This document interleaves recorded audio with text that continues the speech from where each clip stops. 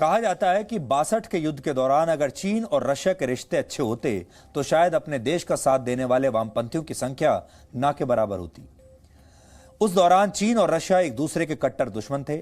उस समय भारत के कई वामपंथी चीन की राजधानी बीजिंग से आदेश आने का इंतजार करते थे, जबकि बाकी के वामपंथी रशिया की राजधानी मॉस्को की तरफ देखते थे। यानी वामपंथी भी बटे हुए थे बीजिंग और मॉस्को के बीच।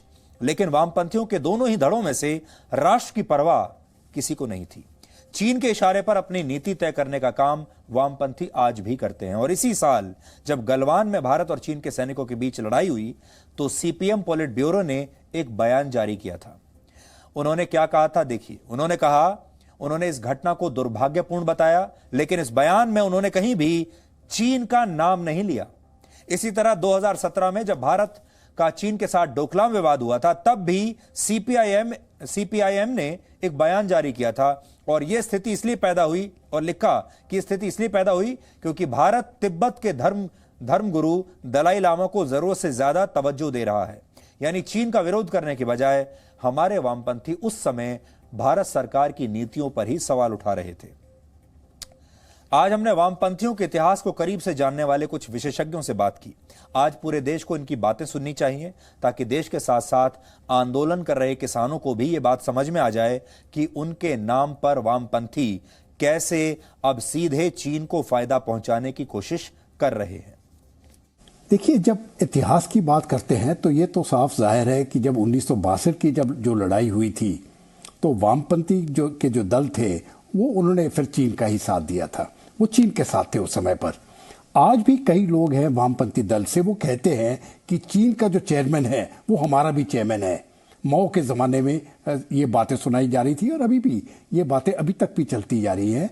तो ये जो रिश्ता जो चीन का और हमारे कम्युनिस्ट का है, ये एक तरफ से वो दिखाता है कि कम्युनिस्ट जो है वो पूरी दुनिया में अगर मिल जाएं और एक ही जुट रहेंगे तो वो नेशनल सेंटिमेंट है वो उससे फिर ऊपर बढ़ जाता है। देखिए, अब जिस तरीके से इंडिया चाइना का फेस ऑफ हुआ है लद्दाख के ऊपर और इंडिया ने जिस तरीके से चाइना को काउंटर किया, चाइना उससे बहुत ज़्यादा डिस्टर्ब है क्योंकि ये एटीट्यूड जो था, ये भी स्टेप लिया था, ये इंडिया ने अपने कहने पे लिया, किसी की सपोर्ट के बगैर लिया। इसलिए चाइना चाहता है कि इंडिया को जितना भी नुकसान पहुंचाना चाहे उसके साथ उसको पाकिस्तान मिला है, तीसरा कंट्री मिली है उसको सेक्टर की।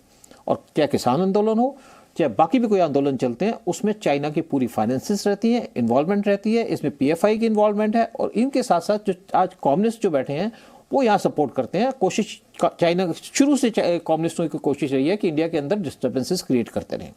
और ये चाहे सीपीएम पार्टी है, मैं जरूर ये कहूँगा कि वेस्ट बंगाल में सीपीएम पार्टी के जाने का बड़ा इंपॉर्टेंट रोल था कि वहाँ से ये बाहर निकल गए, लेकिन ये अपनी आदतों से बाज नहीं आएंगे, इंडिया को कोशिश करेंगे किसी तरह के तरीके से नुकसान पहुँचाना।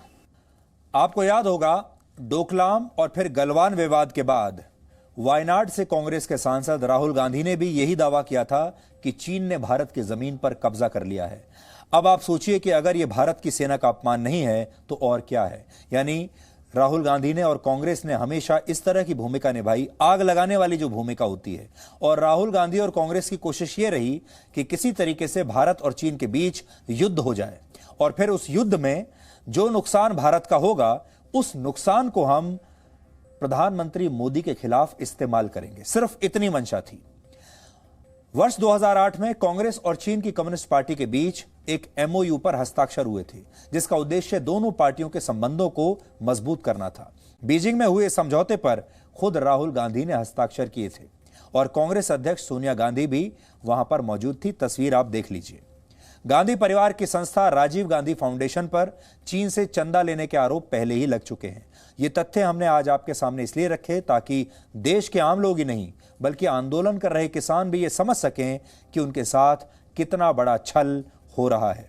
भारत में आंदोलनों का इतिहास सैकड़ों वर्ष पुराना है, लेकिन दुर्भाग्य यह है कि जो भारत में जिन पार्टियों का जन्म आंदोलन से हुआ, उनके नेता सत्ता के लालच में आंदोलनों को डिजाइनर बनाने पर तुल गए और आंदोलन अपने असली उद्देश्यों से भटकने लगे।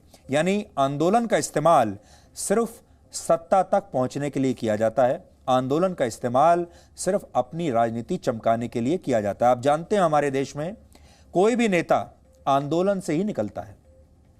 हर बड़े आंदोलन में उद्देश्य कोई पूरा नहीं हुआ आज तक, लेकिन उस आंदोलन से एक ना एक नेता और एक ना एक पार्टी जरूर उभर कर आ जाती है।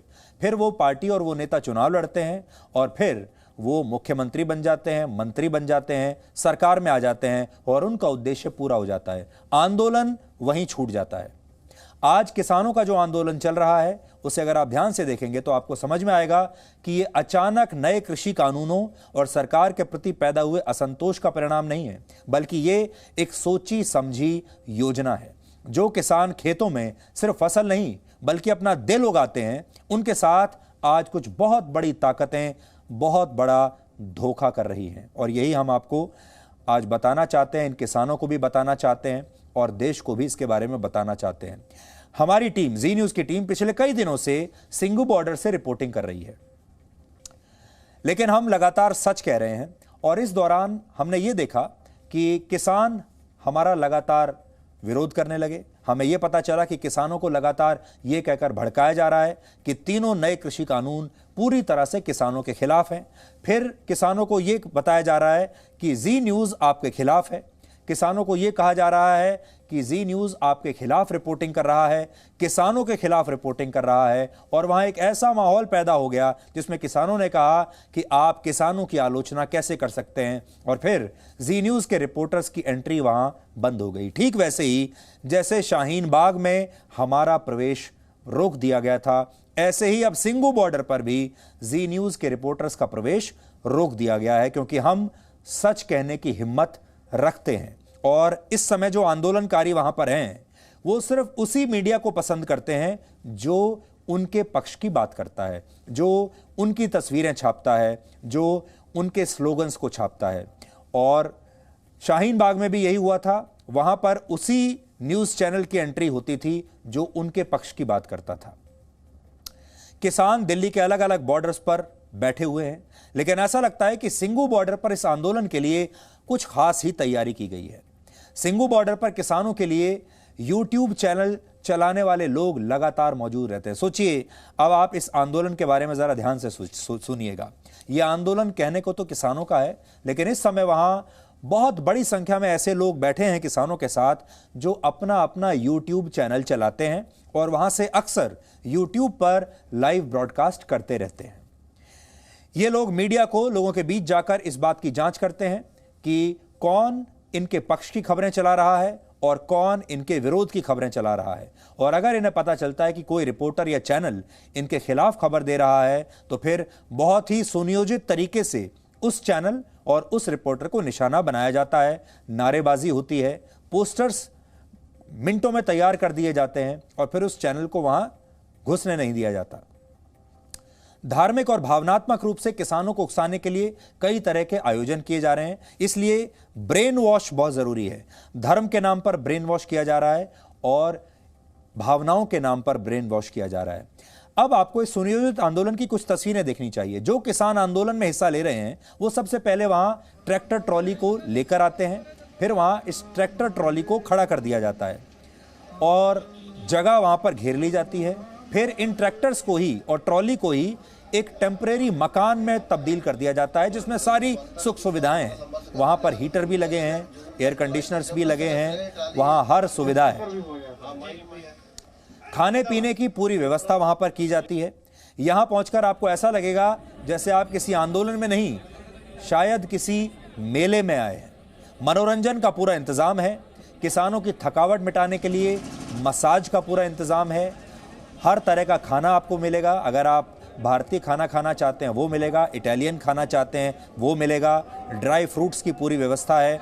यहाँ तक कि आज दिल्ली सरकार ने आंदोलन कर रहे किसानों को फ्री वाईफाई भी उपलब्ध कराने की घोषणा कर दी है, यानी दिल्ली सरकार भी इसमें कूद पड़ी है।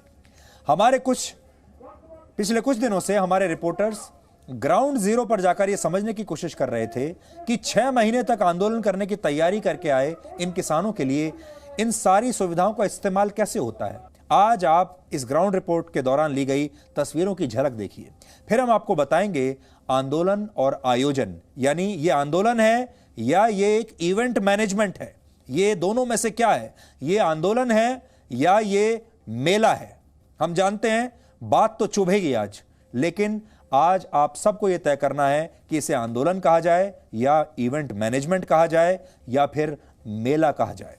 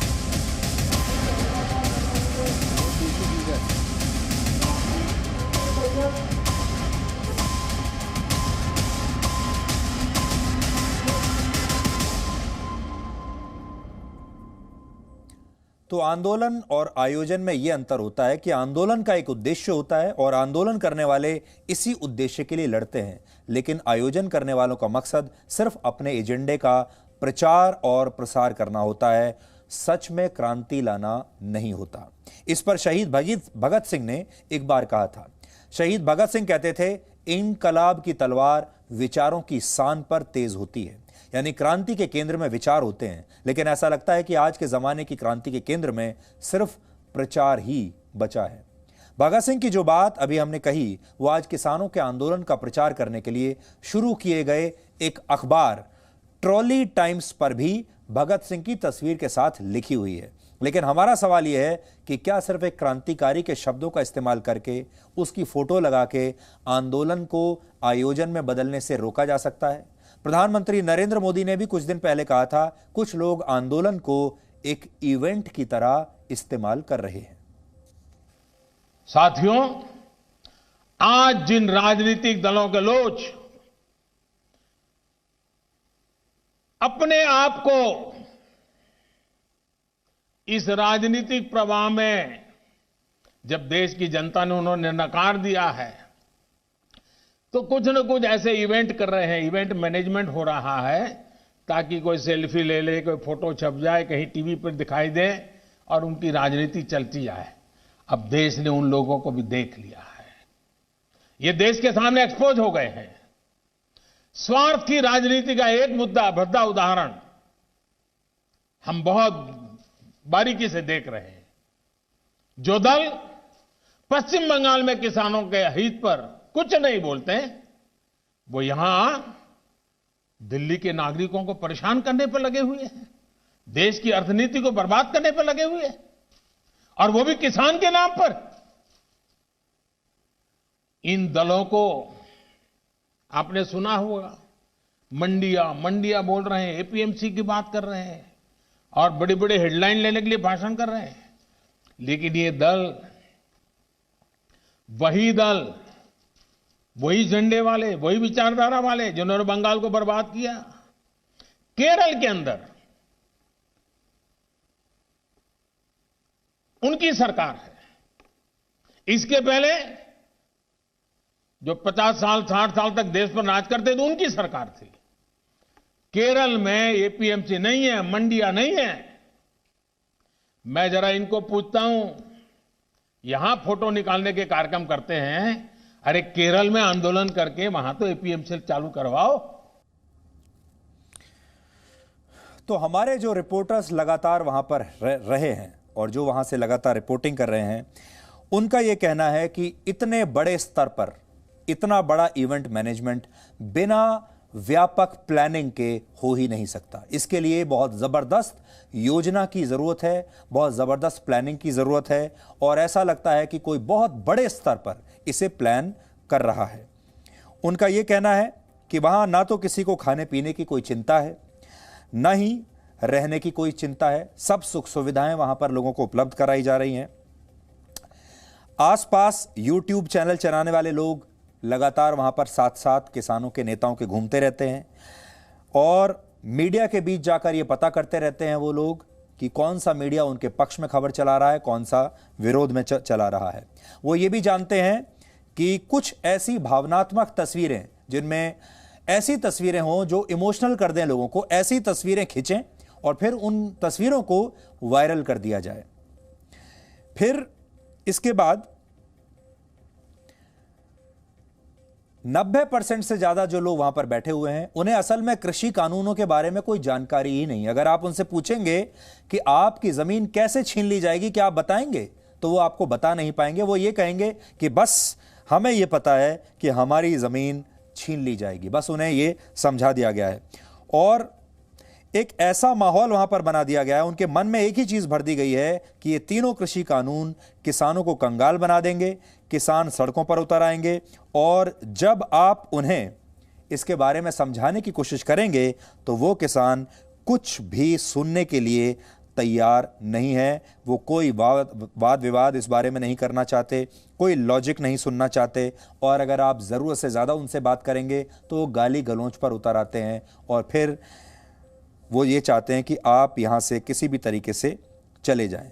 जो असली किसान है वो इतनी बेफिक्री से यहां बैठ ही नहीं सकता और इससे ये साफ पता चलता है कि किसी खास मकसद से इन किसानों को यहां भेजा गया है और इनसे कह दिया गया है कि आप बिल्कुल चिंता मत कीजिए, रुपए पैसे की कोई चिंता की ज़रूरत नहीं है, खाने पीने की कोई चिंता की ज़रूरत नहीं है। अब तो यहाँ तक कि इस आंदोलन से एक अखबार भी निकलने लगा और वो अखबार लगातार बांटा जाता है। वहाँ पर मॉल बना दिया गया है, उस मॉल में ज़रूरत की सारी चीज़ें आंदोलनकारियों को मुफ्त में दी जा रही हैं। अब आपको ये समझना चाहिए कि पंजाब के किसानों के आंदोलन में लेफ्ट पार्टियों की इतनी दिलचस्पी आखिर क्यों है और लेफ्ट पार्टियों ने यानी वामपंथियों ने इसे इतनी बड़ी प्रयोगशाला कैसे बना लिया। इसके लिए आपको पंजाब में वामपंथियों के इतिहास को समझना होगा। भारत की आजादी की मांग के साथ 1913 में अमेरिका में गदर पार्टी की स्थापना हुई थी। पंजाब में लाला हरदयाल के नेतृत्व में गदर मूवमेंट शुरू हुआ था। गदर पार्टी रशिया की बोल्शेविक क्रांति से बहुत प्रभावित थी। रशिया में हुई यह क्रांति वामपंथी विचारधारा पर ही आधारित थी और इसके अलावा पंजाब के शहीद भगत सिंह जैसे क्रांतिकारी भी समाजवाद की विचारधारा से बहुत प्रभावित थे। लेकिन पंजाब में वामपंथ की जिस विचारधारा का मकसद देश को आजाद कराना था, उसका स्वरूप समय के साथ साथ सत्ता के लालच और चीन और रशिया जैसे वामपंथी देशों के दबाव में बिगड़ने लगा। भारत में वर्ष 1951 में जब पहले आम चुनाव हुए तब पंजाब में लेफ्ट पार्टियों का वोट शेयर 16% था। 1977 में पंजाब विधानसभा में 17 विधायक लेफ्ट पार्टियों के थे। एक समय में पंजाब में हरकिशन सिंह सुरजीत, विमला डांग और सतपाल डांग जैसे बड़े वामपंथी नेता बहुत प्रभावशाली थे। सतपाल डांग वर्ष 1966 में पंजाब में बनी पहली गैर कांग्रेसी सरकार में मंत्री भी थे। एक जमाने में पंजाब के ग्रामीण इलाकों में वामपंथी पार्टियां बहुत मजबूत हुआ करती थी। यहां तक कि वामपंथियों के विरोध की वजह से पंजाब में कई फैक्ट्रियों को भी बंद करना पड़ा था।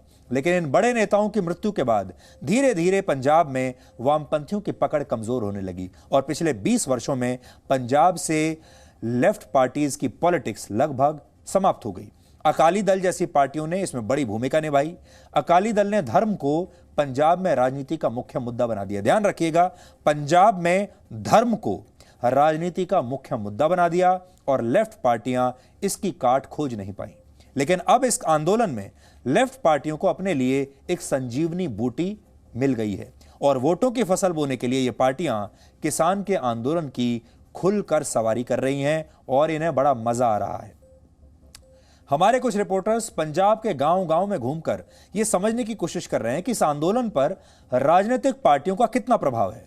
यानी यह आंदोलन किसानों का है, असली किसानों का है या उन लोगों का है जो किसी ना किसी पार्टी से जुड़े हुए हैं। इस दौरान हमें पंजाब के एक गांव से इस आंदोलन में शामिल हुए 18 युवकों के बारे में पता चला। जब हमने और जानकारी जुटाई तो पता चला कि इन 18 में से कोई युवा लेफ्ट पार्टी से जुड़ा हुआ था, कोई कांग्रेस का कार्यकर्ता था, तो कोई आम आदमी पार्टी का कार्यकर्ता था। यानी ये सब राजनीतिक वर्कर्स, पॉलिटिकल वर्कर्स थे। फिर हमें यह भी जानकारी मिली कि इन युवकों को कल अपने गांव वापस लौटना था, लेकिन इन्हें आंदोलन में ही रुकने की सलाह दी गई और कहा गया कि अभी गांव से 30 लोग और एक बस में बैठकर आंदोलन वाली जगह पर पहुंच रहे हैं। पंजाब में एक वर्ग ऐसा भी है जो पिछले विधानसभा चुनाव में आम आदमी पार्टी के साथ था, लेकिन आम आदमी पार्टी पंजाब में कुछ खास कर नहीं पाई और वामपंथी विचारधारा से प्रभावित यह वर्ग अब किसानों के आंदोलन में अपनी जमीन तलाश रहा है और आंदोलन के लिए सुनियोजित रणनीति तैयार कर रहा है। कुल मिलाकर वामपंथी अब इस आंदोलन के जरिए खुद को पंजाब में पुनर्जीवित करने की कोशिश कर रहे हैं और साथ में चीन का भी साथ दे रहे हैं। और इन सब के बाद उनका जो सबसे बड़ा ध्येय है वो है नरेंद्र मोदी को किसी भी कीमत पर कमजोर करना। इसके लिए वो चीन की मदद लेने के लिए तैयार हैं, इसके लिए वो पाकिस्तान की मदद लेने के लिए तैयार हैं। उनका लक्ष्य एक है कि किसी भी तरह मोदी को कमजोर करो और मोदी कोई भी नया कानून लेकर आए, चाहे वो नागरिकता कानून हो, चाहे वो किसानों का कानून हो, हर नए कानून पर लोगों को पहले डराओ। पहले बोला कि नागरिकता चली जाएगी और फिर अब कहा कि जमीन चली जाएगी। पहले एक धर्म को अपने निशाने पर लिया, उसे अलग कर दिया, अब दूसरे धर्म को अपने निशाने पर लिया, उसे भी अलग कर दिया। इसीलिए इस गैंग को हम टुकड़े टुकड़े गैंग कहते हैं। अभी जिस प्रकार से ये प्रोटेस्ट अभी चल रहे हैं, इससे तो साफ जाहिर होता है कि कहीं ना कहीं विदेशी ताकतों का भी हाथ इसके बीच में अब आना शुरू हो गया है। ज़्यादा करके विदेशी ताकतों का हाथ जो आ रहा है वो पैसों के सपोर्ट से हो रहा है और यहाँ पर मुझे लगता है चीन का इसमें बहुत बड़ा हाथ है। और साथ ही कुछ ग्रुप्स हैं जो कनाडा और यूनाइटेड किंगडम में बेस्ड हैं जो कि इस प्रकार का सपोर्ट कर रहे हैं। अभी क्योंकि पाकिस्तान चीन के साथ बहुत क्लोजली अलाइड है, तो ये भी साफ जाहिर होता है कि जिहादी ताकतें भी चीन के साथ मिलके यहाँ पर ऐसे इन आंदोलनों पे जिस प्रकार से आंदोलन हो रहा है यहाँ पर भी बीच में ये आ चुकी है। तो आज इस टुकड़े टुकड़े गैंग को बुरा तो बहुत लगेगा। बहुत सारे लोग जो आंदोलन पर बैठे हुए हैं उन्हें भी हमारी ये कड़वी बातें अच्छी नहीं लगेंगी, लेकिन सच हमेशा कड़वाई होता है, सच्चाई हमेशा कड़वी होती है और हम आपको उसी आधार पर सब कुछ बता रहे हैं जो हमने अपनी आंखों से देखा है, अपने कानों से सुना है। और अगर आप उस आंदोलन में जाकर देखेंगे तो आपको ये बात खुद भी समझ में आ जाएगी। आप वहां से गुजरने वाले आम लोगों से अगर आप बात करके देखेंगे, जो आम लोग हैं वो ट्रेंड पत्रकार नहीं है, पत्रकारिता करना उनका पेशा भी नहीं है, विश्लेषण करना उनका पेशा नहीं है।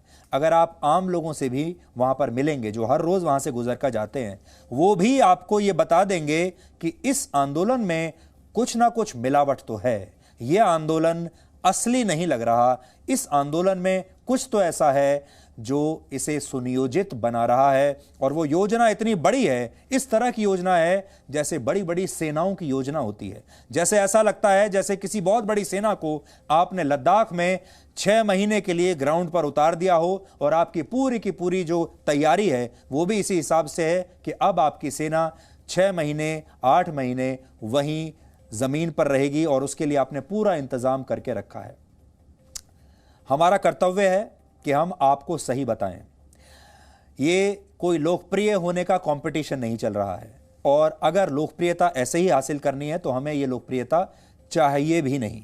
इसलिए ये तमाम रिस्क लेने के बावजूद हम जानते हैं अब कल से इस आंदोलन में जी न्यूज़ के जो रिपोर्टर्स हैं वो वहां जा नहीं पाएंगे, हमारी गाड़ी वहां से गुजर नहीं पाएगी। हम ये भी जानते हैं कि बड़ी संख्या में अब सोशल मीडिया पर हमारे खिलाफ एक बहुत बड़ा बैकलैश होगा।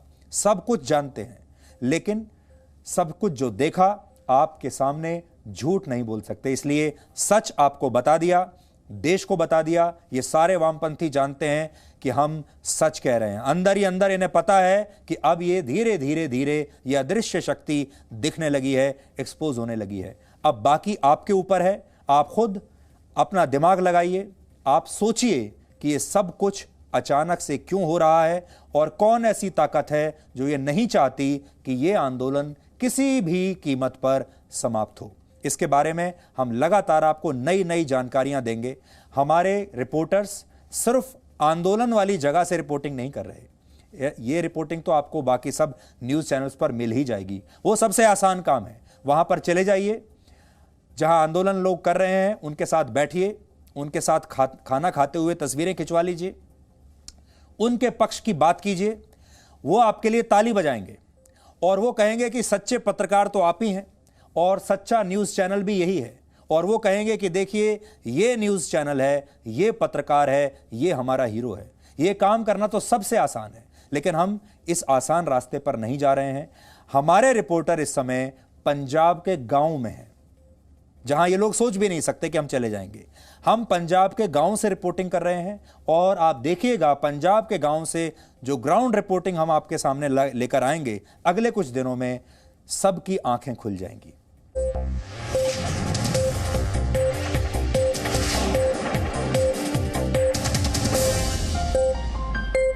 Presenting B News app, available on Google Play and App Store. Download it now.